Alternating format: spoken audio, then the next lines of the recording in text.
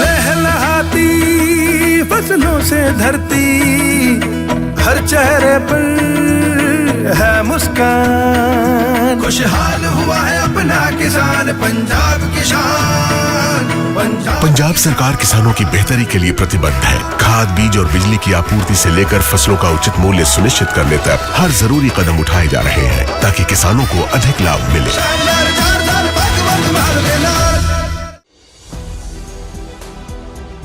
अब अगला target Abbas Araghchi यानी ईरानी विदेश मंत्री।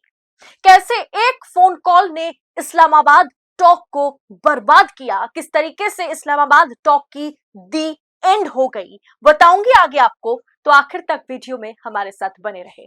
नमस्कार, मैं हूं आपके साथ अदिति और आप 4 PM देख रहे हैं। पूरी दुनिया की नजरें पाकिस्तान की राजधानी इस्लामाबाद पर टिकी हुई थी, जहां अमेरिका और ईरान के बीच महायुद्ध को रोकने के लिए शांति वार्ता चल रही थी, जिसका नाम इस्लामाबाद टॉक रखा गया। लेकिन 14 दिन के युद्ध विराम के बीच ये खबर आई कि बातचीत पूरी तरह से फेल हो गई। आखिर देर रात ऐसा क्या हुआ, अचानक सुर बदल गए। देर रात को किसका फोन आया कि सब कुछ, या खास करके ये इस्लामाबाद टॉक जो है वो पूरी तरीके से उसकी दी एंड हो गई। और इस सब के पीछे उस शक्तिशाली लॉबी का क्या हाथ है जो चाहती है कि युद्ध चले, युद्ध हो। अमेरिकी उपराष्ट्रपति JD वेंस का दावा है कि बातचीत इसीलिए टूटी क्योंकि ईरान न्यूक्लियर डील की शर्तों पर झुकने को तैयार नहीं था। लेकिन अरब के बड़े अखबार अल मयादीन ने यह दावा किया है, और जो दावा इस अखबार ने किया है उसने हर चीज की धज्जियां उड़ा दी। जो भी दावा अमेरिका कर रहा है कम से कम उसकी तो धज्जियां उड़ा दी।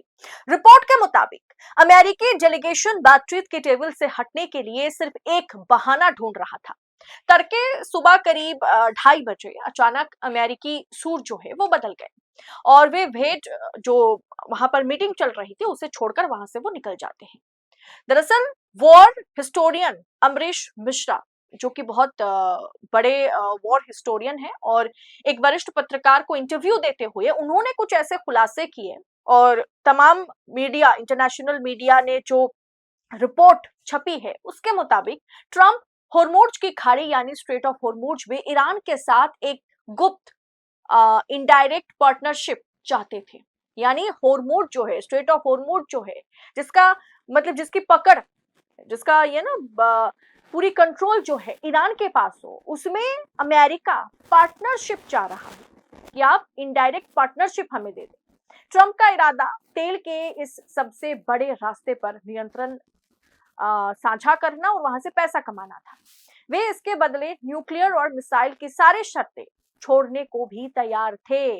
यानी न्यूक्लियर डील या मिसाइल की सारी शर्तों पर अमेरिका ईरान के आगे घुटने टेकने को राजी था, लेकिन बदले में होर्मुज में उसे पार्टनरशिप चाहिए था, जिस पर ईरान मानने को तैयार नहीं हुआ। ईरान ने अपनी सॉवरेनिटी, अपने संप्रभुता से समझौता करने से साफ इनकार कर दिया है। स्ट्रेट ऑफ होर्मुज में 0.1% पार्टनरशिप भी अमेरिका को देने को तैयार नहीं है ईरान। दोस्तों, आज के समय में सत्ता की आंखों में आंखें डालकर पत्रकारिता करना मुश्किल हो गया है। हमारे 4 PM नेशनल यूट्यूब चैनल और फेसबुक चैनल को, जिसे आपका प्यार और विश्वास हमेशा से मिलता रहा, उसे बंद करके सरकार ने यह साबित कर दिया कि वो आपके सवालों से कितना डरती है। मुश्किल दौर है, लेकिन हम ना रुके थे और ना ही रुकेंगे। हम सच के लिए हमेशा लड़ते रहेंगे। ऐसे में 4 PM उत्तर प्रदेश यानी 4 PM यूपी को ज्यादा से ज्यादा ज्वाइन करें और स्वतंत्र पत्रकारिता को जिंदा रखने के लिए जितना हो सके उतना हमारा आर्थिक सहयोग करें। आपके सहयोग से ये जंग हम जीत कर रहेंगे। जब इस्लामाबाद में दुनिया का भविष्य तय हो रहा था, तब राष्ट्रपति डोनाल्ड ट्रंप मियामी में UFC मार्शल आर्ट फाइट का मजा ले रहे थे। न्यूयॉर्क टाइम्स की रिपोर्ट के मुताबिक रिंग के बाहर बैठकर फाइट देखते हुए ही ट्रंप ने JD वांस को फोन किया, जिसके बाद बातचीत अचानक टूट गई। ये सवाल उठता है, क्या ट्रंप इस संकट को लेकर के गंभीर भी हैं, जो संकट आगे पैदा होने वाला है? दरअसल रिपोर्ट में यह दावा किया गया है, इस बातचीत को नाकाम करने के पीछे सबसे बड़ी ताकत यहूदी लॉबी है, यानी इजरायली लॉबी है। यह लॉबी नहीं चाहती है कि अमेरिका और ईरान के बीच कोई भी समझौता हो। दरअसल दोस्तों, वॉशिंगटन पोस्ट जैसे अखबारों में यहां तक छप दिया गया है कि यहां ये कह दिया गया है कि अब्बास अरागची और काली बफ की हत्या कर दी जानी चाहिए। ये अब्बास अरागची वो व्यक्ति है, वो मतलब ईरानी विदेश मंत्री हैं जिन्होंने अमेरिका के नाक में दम कर रखा है, इजराइल के नाक में दम कर रखा है।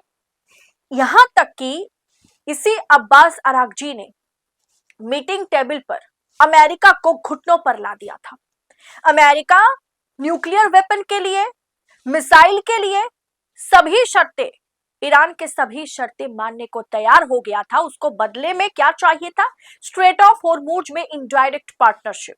लेकिन ये अब्बास अरागची है जिनके चलते 0.1% पार्टनरशिप भी ईरान अमेरिका को देने को राजी नहीं हुआ, इनकार कर दिया कि नहीं, हम 0.1% भी आपको नहीं देंगे, जिसके चलते अमेरिका बैकफुट पर आ गया है। अब इसी अब्बास अरागची टारगेट पर है।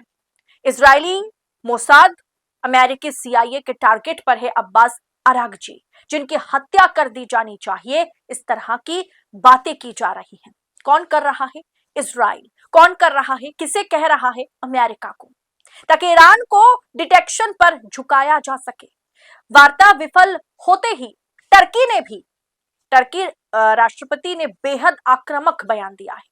टर्की ने पहले भी कहा था कि हम ईरान के साथ हैं, और जैसे ही ये वार्ता विफल होती है तो हम इजराइल पर हमला करने के लिए पूरी तरीके से तैयार है ईरान के साथ। अब दूसरी ओर नाटो सदस्य होने के नाते टर्की का यह बयान तीसरे विश्व युद्ध की दस्तक माना जा रहा है।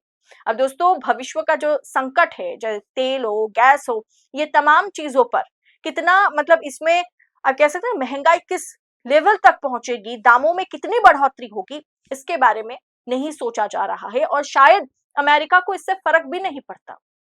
अमेरिका ने कहा था ना बाकी देशों को, जैसे यूके को कहा था कि आपको दिक्कत हो रही है, या तो आप हमसे खरीदिए या खुद जाके ईरान से लड़े।